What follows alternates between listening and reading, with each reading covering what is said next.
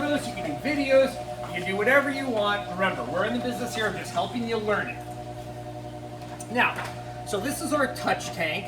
It's considered our mobile touch tank, but moving this thing around, remember how we talked about how much water weighs? It's actually pretty challenging. So here we have our main tank, and here we have our sump. So I'll just go ahead and pull this out too. So that way you can see everything at once. So you hear, now it's a little bit louder from the chiller. We'll start off with our sump. Actually, let's start with the main tank. That's easier there. So water is in the main tank. It overflows into this drain pipe. This drain pipe goes down and branches off into two little socks. Now we'll talk about sock filters next week, but what do you think the sock filters do? Yeah, they catch all the poop, like all the physical debris gets caught in those sock filters. Then it goes over to a filter pad, which we'll talk about next week, and then all the bio balls. Remember the bio balls from when we talked about riparium? We'll talk about that again next week too. Go into detail. But it goes through this biomedia. Then it goes through a little protein skimmer, which we're going to talk about in 2 weeks. And then comes out through this. What's this hole in the sump called? What makes this watertight seal here? We just talked about it. Union? What was it? No. Starts with a B. Bulkhead. So it goes out through this bulkhead. What's this thing right here? Bore valve. A ball valve, exactly right. It goes through our pump. The pump goes up through here. Notice how there's two unions here.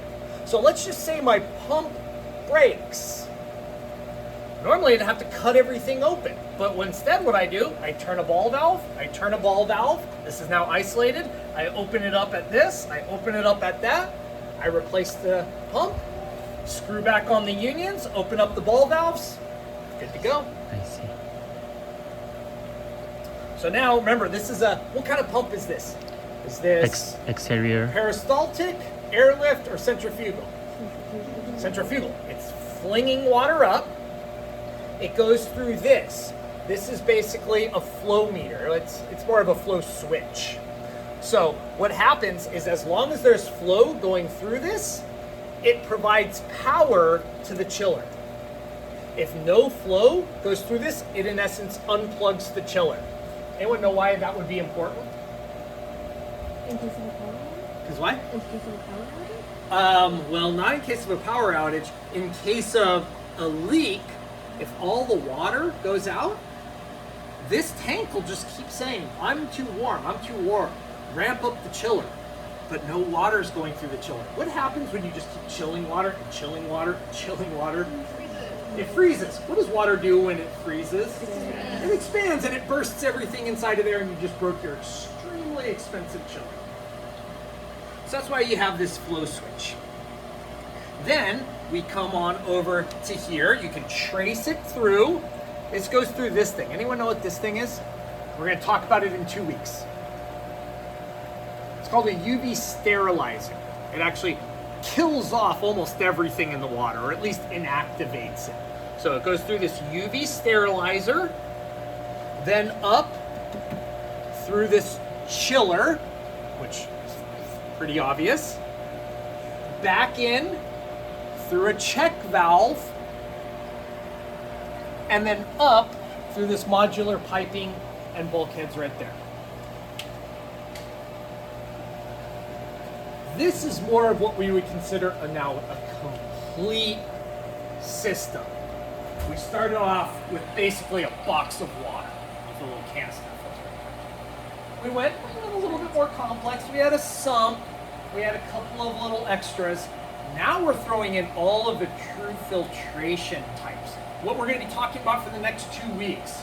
Understanding everything from the sock filters, which are mechanical filtration, to the biomedia, which is biological filtration, into the basically chemical filtration when we're looking at the protein skimmer. There is a heater. Oh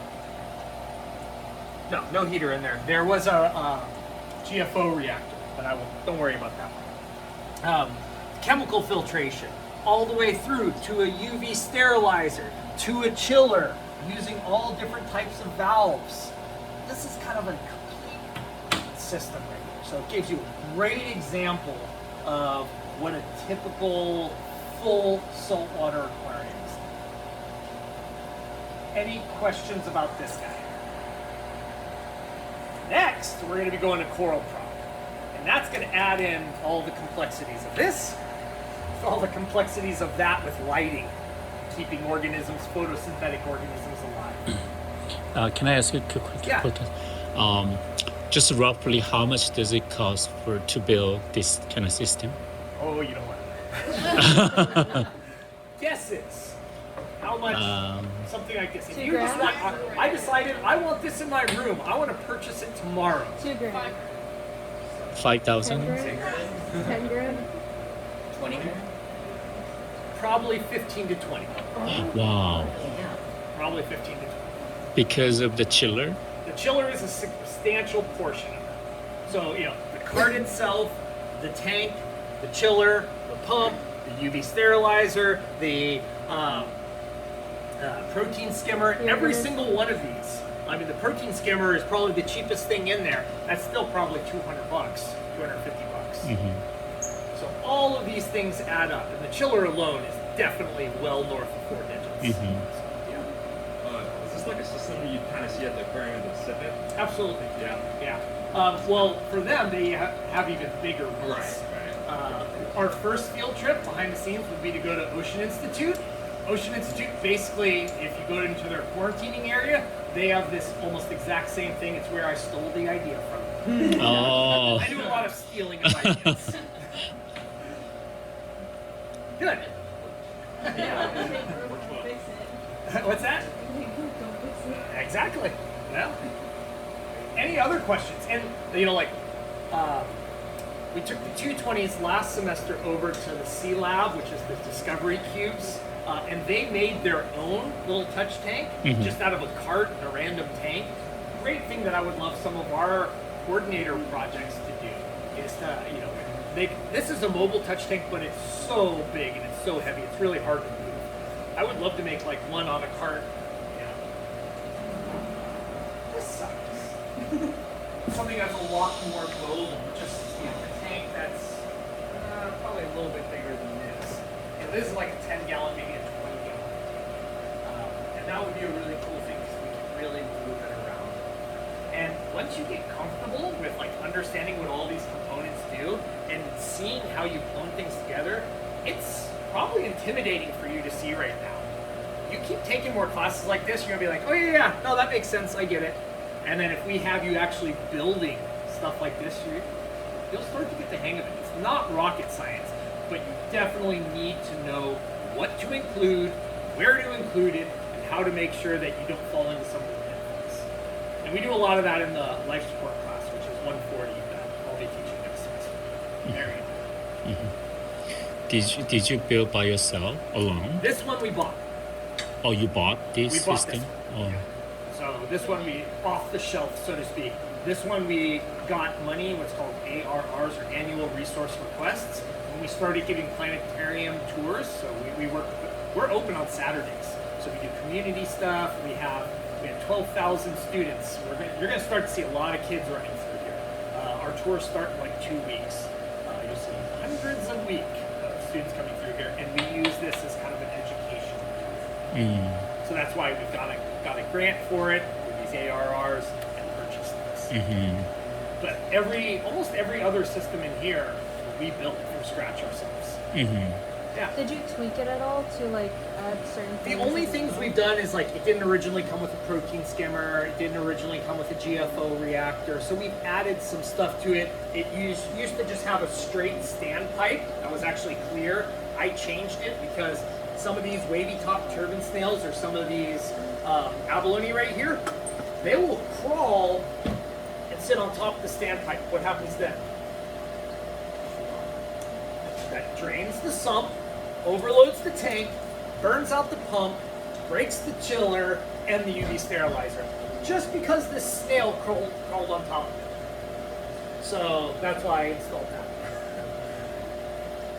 And these are the things that start to be really fun when you start thinking about what the organisms do and how to avoid some of the pitfalls.